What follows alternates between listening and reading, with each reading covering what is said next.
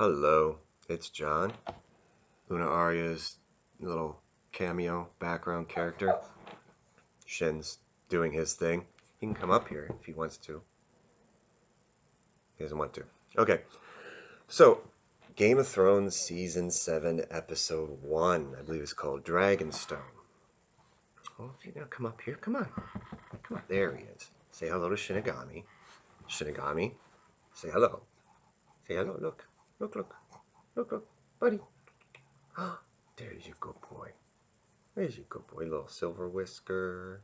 Mwah. Oh, thank you. Mwah.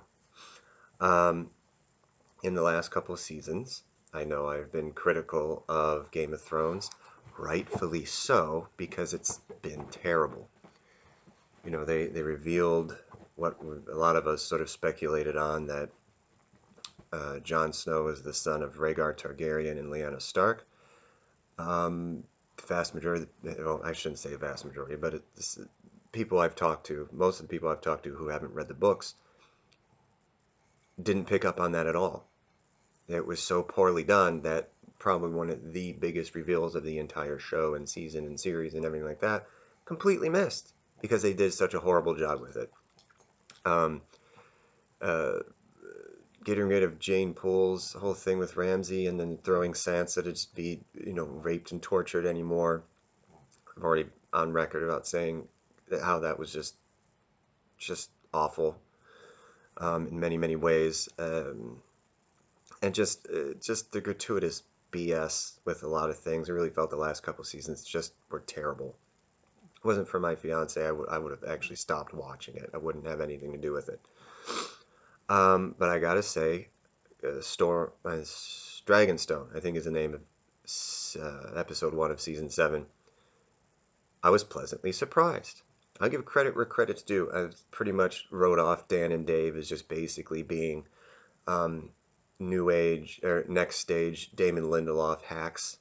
Um, Damon Lindelof, if you see his name on something, it's going to be convoluted and gratuitously just self-absorbed and poorly written and poorly blocked out. Suppose if like Ronald D. Moore came onto a show, then it's probably going to be quality. But beside the point, it was well done. A lot of the dialogue was really good. The story was interesting. It introduced kind of new points, had little parallels. Like I thought that having Sandor Clegane sort of show remorse for kind of a lot of the crappy things he had done before, and having him be humanized and having him see sort of the humanization of other people was similar to Arya's meeting the Lannister soldiers and kind of getting the sense that, oh, these aren't just nameless, sort of formless things that I can just walk through and execute. Like, these are actually people. They remind me of the soldiers I knew in Winterfell, these other people that I saw wherever. So I thought that was interesting, that I sort of ruined the very opening bit where she was um, masked as Walder Frey. As soon as they saw him come in and sit around, and especially since they showed Arya executing him from the last season, and then you see him there, and it was like, this ain't a flashback. That's Arya, it's him, and all these phrasing get wiped out. And it happened. I kind of wanted her to say, when she did her whole tell everyone that you meet that the North remembers and blah blah blah. It was like, my name is Arya Stark, and you killed my father. Prepare to die, sort of thing. That would have been kind of nice, so people kind of knew, oh, this. But I understand it because she still kind of wants this kind of stay under the radar, and this have people kind of on guard and afraid, but not looking specifically for her. I understand that, but just sort of the catharsis of, I'm Arya Stark, would have been kind of nice. But I understand it. I'm not aggrieved by that at all. I thought that I really liked the scenes with Jon and Sansa. The two of them as actors and actresses have done an amazing job, not only sort of evolving their characters, but also just getting better as actors themselves. Like, they were both intelligent and subtle and and a little vulnerable with it. They both did a great job. Like those were that was a really good couple scenes with that as well. Um, Always gonna love seeing Brienne. That's just awesome.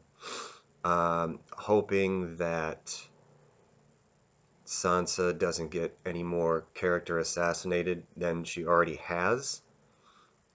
She can still kind of stay.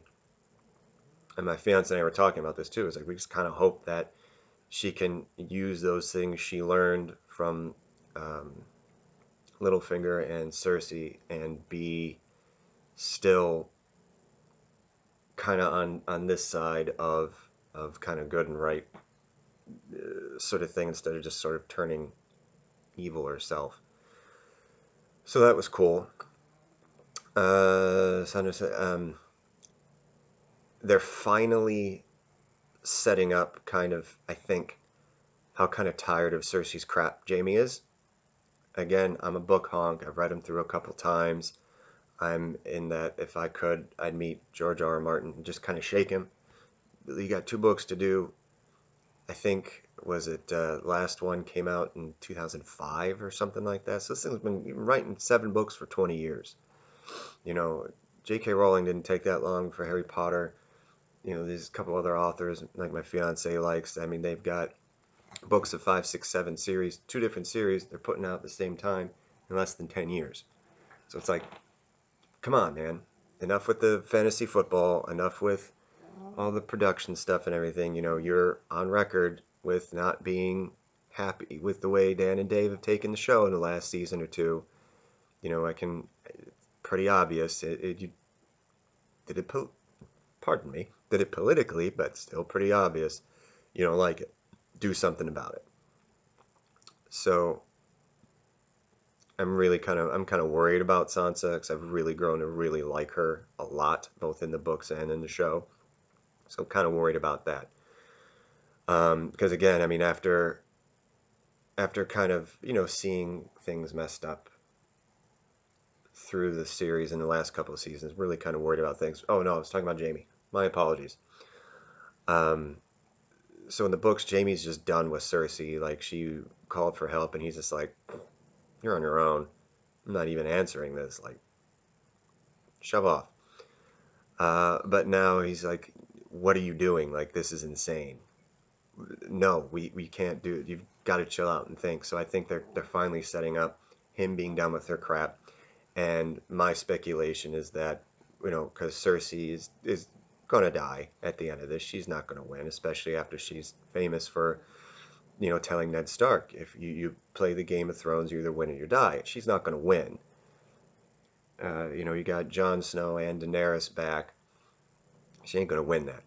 On a side note, um, the producer, Travis Flamel, and the producers of Vikings probably have a realistic lawsuit against the dude who plays Euron Greyjoy, because he was so blatantly, so obviously, and so painfully trying too hard to be like Ragnar from Vikings. I mean, he was trying to do his voice. He tried to have the swagger. He couldn't, do the twitchy sort of thing Ragnar does enough. But I'm like, he's really trying to be Ragnar right now, and then the other people we saw it with were saying the same thing. So it's not just me, which, I admit does kind of happen a lot. I see weird things other people don't, not like hallucinating things most of the time. But yeah, so they might have a case for some sort of fancy actor lawsuit there. Trying to remember everything. I mean, it was a lot going on in that trying to set up. We don't need Ed Sheeran. We really don't. Just no. I hope that's just a one off. Because no. Where else? Trying to save like the one bit for last, like they did in the show, which I thought was good. Trying to just make sure. I think I cover most of that till we get to now Daenerys heading into Dragonstone. She's got Oh, Sam stuff. My apologies again. I'm all over the place right now. Sam stuff.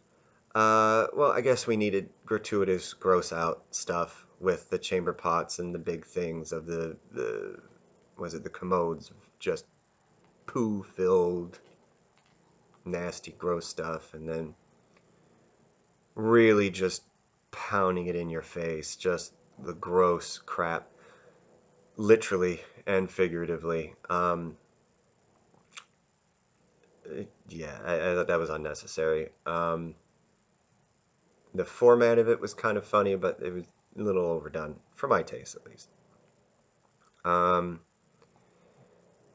but seeing now they figured out that over by Dragonstone has a big cache of the obsidian or the dragon glass. I mean, there's like this whole thing, gross out thing, just for him to find that. Okay, I mean, they kind of set it up. They had to have him sneak into thing. I did think it was interesting because I'm said was like, you'd think that if he's supposed to be the maester, sorry, from the wall and all this stuff's going on, winter's coming, all these other problems, shouldn't he be like rush jobbed through? Like, why is he doing all this menial stuff? But they actually had the conversation with the Archmaester, who's played by Jim Broadbent, which was cool to see, that their mentality of it. It was, all right, well, every time something's happened, it's always been the end of the world, and it hasn't happened. The last time we had the long night, thought it was the end of the world, we're still here. Last time, when the Targaryens came on the dragons, they thought it'd be the end of the world, we're still here. Robert Baratheon's revolution, thought it was going to be in the world, we're still here. This is going to be no different. So you're now no different than any other sort of maester cadet. As it is, do your job, shut up. That made sense. I understood that. Um, Still had him sneaking in the restricted section, getting the books and all that. No, okay. So if he's writing a raven to Jon, say, hey, look, Dragonstone's got dragon glass, obsidian, get your butt there, get your stuff. Jon knows that they need that because he said it. And they're probably going to have more sort of evidence with that because they're bringing in back Beric Dondarrion in with, and if he lights his sword on fire, fire's going to kill the zombies. Great. I am worried about Tormund Giantsbane though, because it looks like he's going to Eastwatch on the Bay. Probably Beric Dondarrion is going there now with Sandor Clegane, because Sandor got his little visions from the fire, which, as he said, kind of crappy for him that he hooked up with a bunch of fire worshippers when he's got his trauma. So I'm a little worried about Tormund Giantsbane. I love Tormund, and I'm like, no, don't hurt him. But now, okay, now Daenerys' bit. So she lands on Dragonstone, and she's got Missandei and Grey Worm and Tyrion and Varys with her. So that was a neat little sort of grouping that you see sailing up, and you really get a sense of.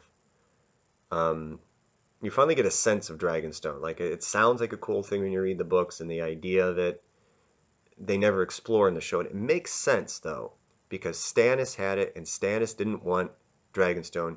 He wanted Storm's End. Robert was the older one. Storm's End came to him. Since he's king, Stannis was the next older. Storm's End should have went to him. It went to Renly instead. So he didn't want anything to do with Dragonstone. It was probably too big, too kind of ostentatious for him. It's got the big dragon carvings and the big table and all the Targaryen stuff, and he didn't want anything to do with it. So it made sense with his part that you didn't really get a sense of Dragonstone at all. You got the room with the table, and that was basically it.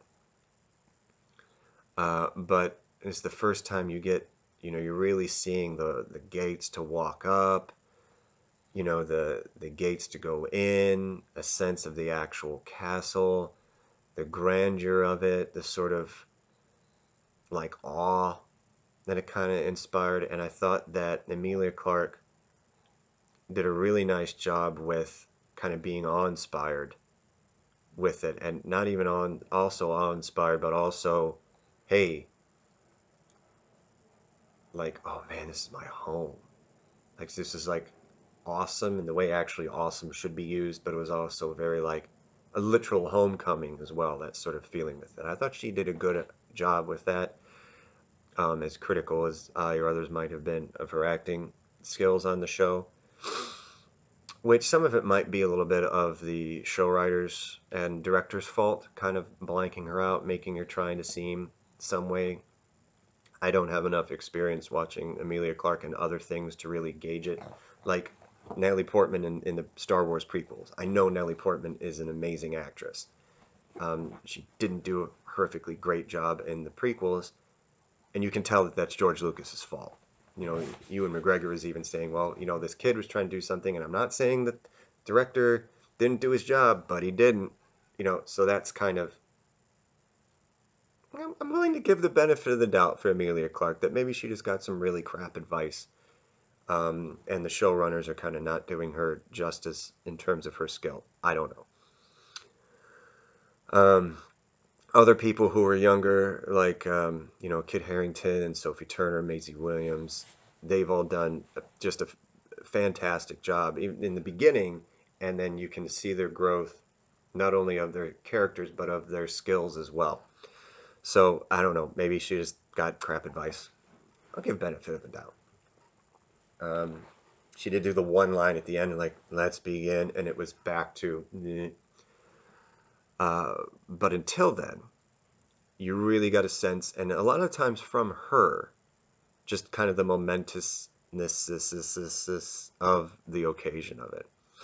You know, didn't do like a whole big dropping on her knees and all the same. It was tastefully done, coming down, touching the ground, kind of walking through, taking down Stannis's sort of barrier banner and all that. So I thought that was pretty well done. The line at the end was kind of a letdown with it. But overall, like even people we watch it with are sometimes a little bit down on the dialogue. Thought the dialogue was good.